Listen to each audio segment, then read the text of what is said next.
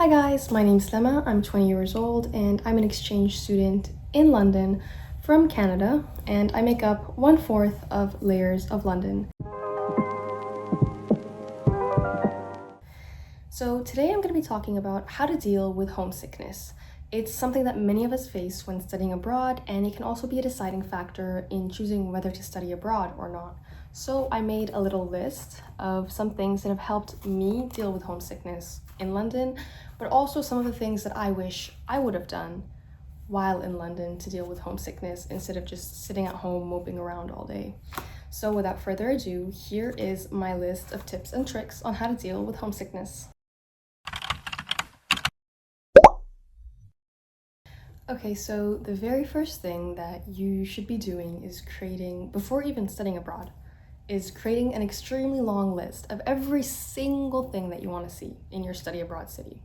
I mean, for me, that would be London, so I just put some really obvious things there, like I want to see Big Ben or the Elizabeth Tower, Buckingham Palace, Tower Bridge, or even things like, oh, I want to try fish and chips, anything that you want to do, whatever museums you want to visit, whatever parks you want to visit, whatever cafes you want to go to, just go on like Google Maps and like look around, see what other people have done in that city and what they recommend. And you want to add this all to your list. It can be on a notes app. You can even make like those little bookmarks on Google Maps. You can make it on a notepad, anywhere.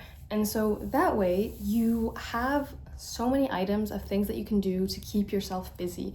You want to keep yourself busy as much as possible so that you won't even have time to sit at home, feeling sorry for yourself.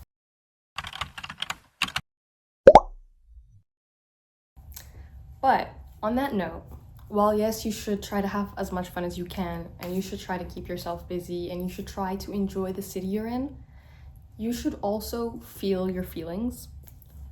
I mean, you're gonna feel homesick. No matter how many amazing fun things that you're gonna do, you're obviously gonna end up feeling homesick. And whether that's on the very first day that you land, or it's a month in, or it's 3 months in, it's gonna happen, and you shouldn't ignore your feelings. I don't think it's a good idea to just pretend that you're not homesick. You're gonna need to have one really good cry, at least one. I mean, I know I've had a lot. But I mean, it's okay. It's definitely okay. You should not be ignoring your feelings. You should not try to cover your feelings up.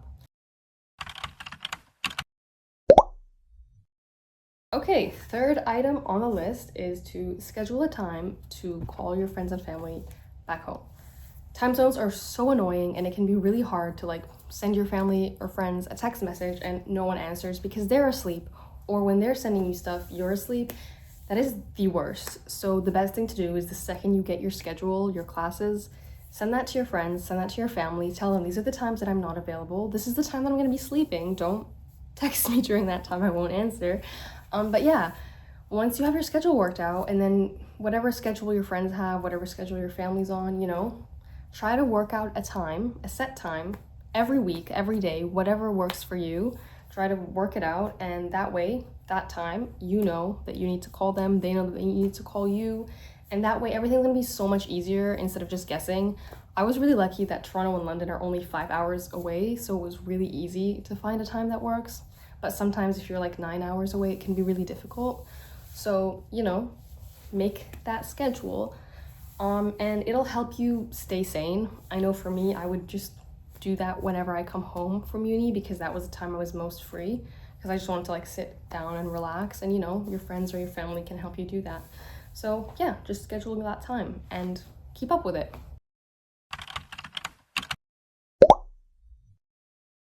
This can come in so many different forms. It can come in the form of a restaurant, a cafe, a supermarket, a community of people from back home, or even just TV shows and movies. So for me, I'm Arab, so the most important thing to me was to find some semblance of Arab food, or even just watching Arab shows, or you could even find an Arab cafe, or even if you find an Arab person to talk to. It's so helpful because of course you should be immersing yourself in the culture that you're in. Of course you should immerse yourself in the new country, the new language, everything. However, it can feel really lonely at times if you're the only person from your background. So if you can just find one person from back home, or if you could just even watch TV shows from back home, that might help put you more at ease. For me, the most important thing was I found an Arab restaurant, a 2-minute walk from my accommodation. So that was like, I was set. And obviously you don't have to eat that food every single day, but you know, whenever you're feeling like, oh, I miss my family, I miss home, you know, whatever, you know, it's there for you, and yeah, you'll feel less alone.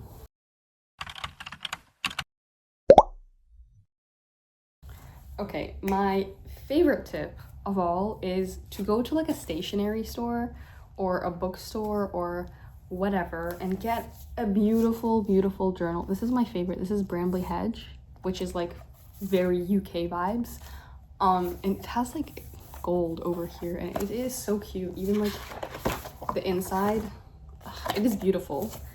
But yeah, the point I'm trying to make is get a cute little journal, go to those cute little bookstores, and with this journal, you're gonna write about your day every single day or every single week or whenever you're free. Just jot down like what you did today, or jot down how sad you were today, how lonely you felt today. You know, you just want to write about your feelings, write about your thoughts, write about your day, and it's going to make you feel so much better if, for example, you don't have someone to talk to, or if everyone back home is busy or whatever. This is going to help you so much. And when you go back home, you're going to have this to look back on and look at all the amazing times you've had, or laugh about how stressed you were and there was no reason to actually stress out. And you're gonna see so much growth, so much growth. Get a notebook, make it really cute. It's gonna be great.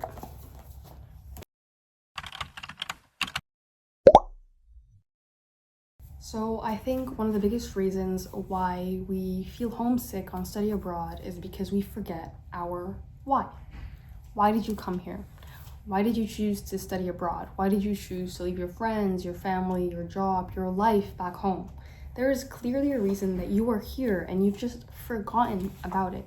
I mean, whether it's to explore new things, whether it's to meet new people, whether it's to get a better education, there is so obviously a reason that you're here today, and you need to not lose sight of that.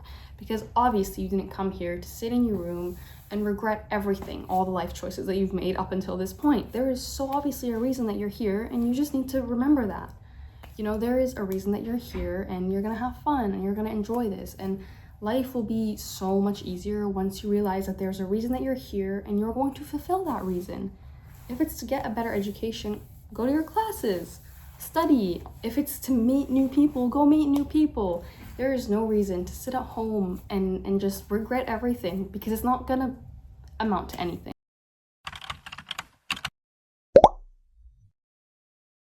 I mean, this next tip might not be the most accessible to all of us, but if you have the means to do it and you really are feeling homesick, I think there's no harm done in going back home for a little bit, especially for the holidays. I mean, there's Easter. For me, there was Eid that I had to miss because the flights from London to Canada are so crazy expensive. But I mean, if you have the means to do it, you should totally do it. Like, I have a friend who was studying abroad in France, so she would just hop on a train and come back to London whenever she could. I know some people are living in Belgium, so they went back home for Eid. That's really simple, and it's not that much of a crazy price difference. Or if you want your friends and family to come visit you in London, and then you can show them around the beautiful city that it is here, I think it would honestly be a great idea. And then you can show them like all the memories that you've made and all the amazing, you know, things that you've discovered in this city. So yeah, I don't think it's a bad idea at all.